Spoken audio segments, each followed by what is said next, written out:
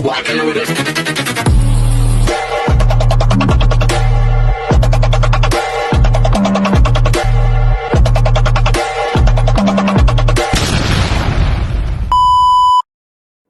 Hi everyone! Good evening! I'm back! It's your Mama Sam dito sa Sam Sam TV. Kamusta naman kayo mga amigo, amiga, kumare at kumpare? Sana lahat kayo ay okay at safe ngayong araw na to. At syempre kung ako naman ang tatanungin nyo, nakikita naman ninyo ang beauty ng Mama Sam ninyo, fresh overload pa rin, diba? Ganyan talaga kapag maganda ka. Kasi maganda ako. Charot! So, yun. So, kamusta naman ang araw ninyo, mga kaibigan? Sana lahat kayo ay nakapag-dinner na at sana lahat kayo nakakain na rin ng almusal kung nasa parte kayong Amerika. At sana masarap ang tulog ninyo kagabi. O, di ba? So, kami dito matutulog pa lang. Actually, maganda naman yung gising ko kaninang umaga. Nakita ko yung mukha ko sa salamin. Sabi ko, ang fresh ng beauty ko. Charot. At syempre, na-enjoy ko naman yung araw ko today. Hindi kami lumabas ni no. Nandito lang kami sa bahay. Nagtitipid kami. Charot. Kasi naman, di ba, ang laki ng gastos nung nakaraang buwan, December. Tapos ngayon, syempre, gumagawa ka pa lang din naman ng income. So, kung gagastos ka ng gagastos, eh, mauubusan ka talaga. So, hindi naman ibig sabihin na nakakapagtabi ka konti. Sige, larga-larga. Isa yung magandang disiplina. At saka isa, guys, sa mga ginagawa ko ngayon, yung alkansya ko dati kasi hindi ko yan nahuhulugan ng pera. Ngayon, guys, nahuhulugan ko na siya ng 20-20 everyday. Pero hindi lang 20. 40. O, di ba? So, ang saya lang. At least nagkakaroon ako ng disiplina pagdating kung paano mo hahawakan yung pera, paano mo siya titibidin. Kasi dati, pag ganitong mga wala kami ginagawa, hala, sige, larga doon, larga dito. Tapos pagbalik nga, di ba? So, yun. So, syempre, hindi naman habang buhay, di ba, na bata tayo na kailangan din nating pag-ipunan yung magiging future natin.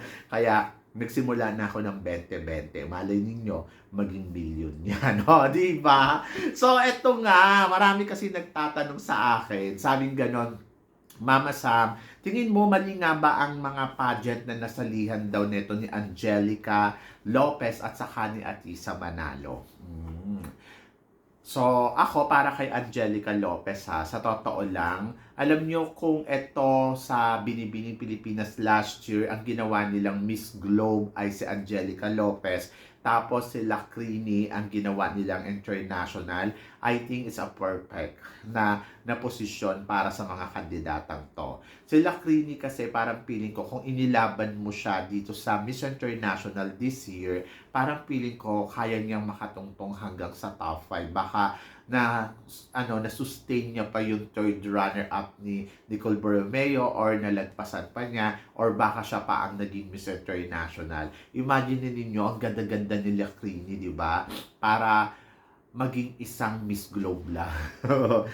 Ako para sa akin, okay siya kung ginawa natin siyang Miss International. So doon masasabi ko na parang mali yung pageant na inilagay nila si Lacrini sa Globe. Either na nag-second runner-up naman siya sa Miss Globe, bongga naman.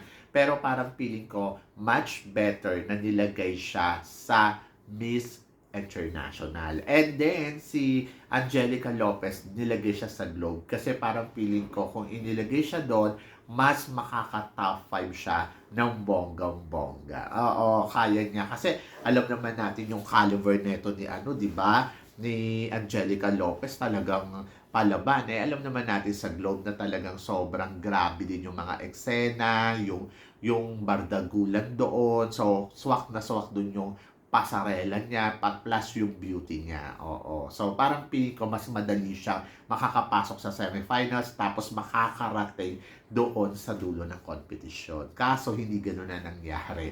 Nilagay siya sa Miss International, ayun, na bokya. Di ba? Kasi hindi naman lahat ng kandidata na nakikita natin na, ay, eto, pwede to sa ganito. Winner na yon. So, dapat talagang pag-aralan din ng organization kung ito ba ay para dito, ito ba ay swak para sa pageant na to, ganon. So, parang ganito, yung nanalo ngayon na Binibining Pilipinas Globe na inilaban din natin sa Miss Globe, kung ito inilagay mo sa Miss International, I think mananalo to. Kasi yung beauty niya talaga very Miss International, di ba? So, yon kaso nilagay nila sa Globe. Pero okay din naman kasi naka-second runner-up. So, abangan na lang natin yung laban ni Myrna kung si Myrna ba ay kakabog o makakarating ba siya sa dulo ng competition. I hope hindi mali dito ang binibining Pilipinas.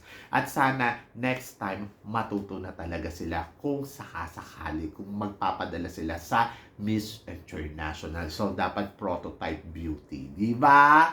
And then, punta naman tayo dito sa kay Atisa Manalo. Yes, isa dito sa mga nakikita ko na mali ang pagsali mo dito sa Miss Cosmo, di ba?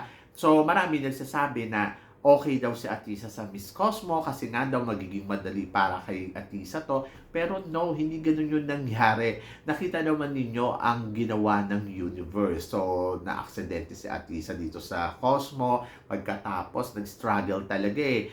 At ayun, imagine ninyo, ang ganda-ganda ng laban ni Atisa Manalo from the beginning until yung trahedya na hindi mo inaasahan.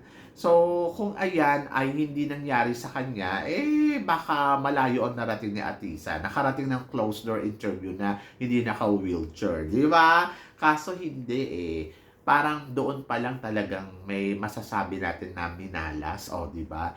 Pero kung si Atisa Manalo nilagay mo yan sa supranational, ay bongga yan. I think. Kasi parang feeling ko, yung beauty ni Atisa, hindi siya pang Miss Cosmo. Kasi sa Miss Cosmo, kinukuha nila yung mga modela. Pero kung nilagay mo yan sa Miss Supranational, I think mahihiya ang Supranational na hindi pa nalunin yan. Baka nag-first runner-up pa yan o nag-title doon. Magaling si Atisa kung tutuusin. Sabi nila, nako sa Cosmo nga hindi nga umariba. Pero parang feeling ko, maling pageant kasi yung napuntahan niya, kaya ganun yung nangyari. Pero kung ayan ay inilagay mo sa Miss Supranational, lalaban pa lang siya this coming, June, di ba?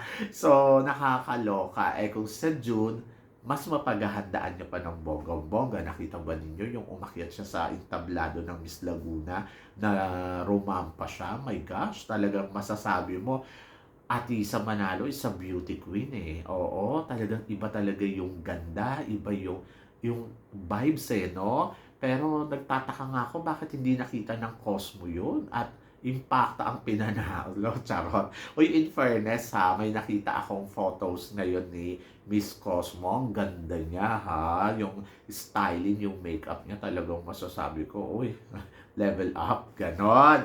Pero ayun na nga, tulad nga ng sinabi ko, kung eto nga si Atisa Manalo ay nilagay mo sa supranational, I think mas magiging madali kay Atisa Manalo na maging reyna sa supranational. Nakita naman ninyo, di ba? Yung si Pauline Amelex yung nilagay dyan, ay talagang ang bilis lang ni Pauline Amelex na matungtong ang dulo ng competition. Pero sabi ko nga, kung si Atisa pa to, I think title to sa Miss Supranational. So, yon. So, ako kasi parang naniniwala ako na hindi to sa kalibre ng kandidata Kasi kung kalibre, may kalibre naman Sa pageant na sinasalihan nila na mali, na hindi sila ang hinahanap. Kaya ganun yung nangyari. Kaya nga sabi ko, kung si Angelica ay nilagay doon sa